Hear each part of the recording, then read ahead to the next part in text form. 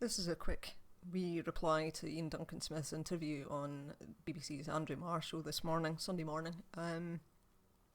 It's the 20th of March, where he has stated that the Tories are losing sight of the direction of travel they should be going in, and that they're in danger of drifting in a direction that divides society rather than unites it.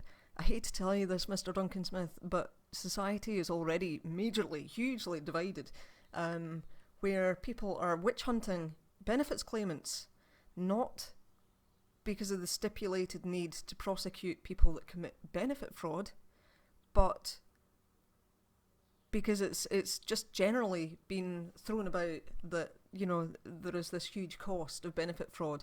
Now, as far as I'm aware, there are more people that work in government departments researching benefit fraud than there are who research tax fraud by major companies. Now, according to official statistics, benefit fraud averages between 0.6 and 0.8% of claimants, and that's between 2005, 2006 and 2013, 2014.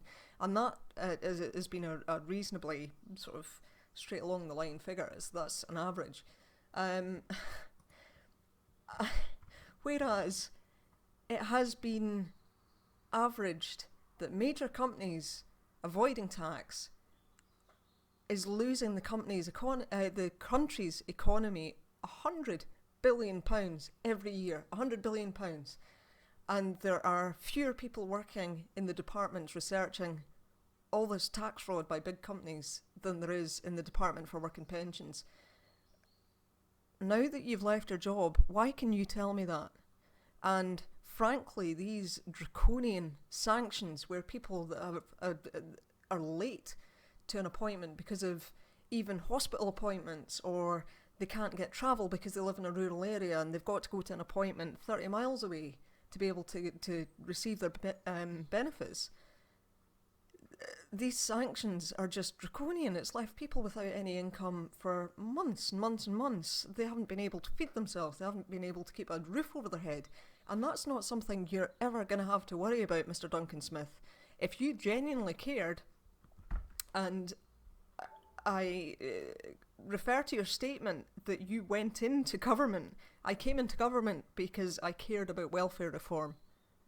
If you really actually gave a shit, Mr. Duncan Smith, you would have carried out the challenge that was put forth to you to live on job seekers allowance for a month, 6 months, a year, as long as it took for you to convince the people that you actually gave a shit about them. But you wouldn't do it. Instead, you carried on claiming for unessential things and getting your £39 breakfast. Now, that's £39 for the people that don't know. £39 for one breakfast.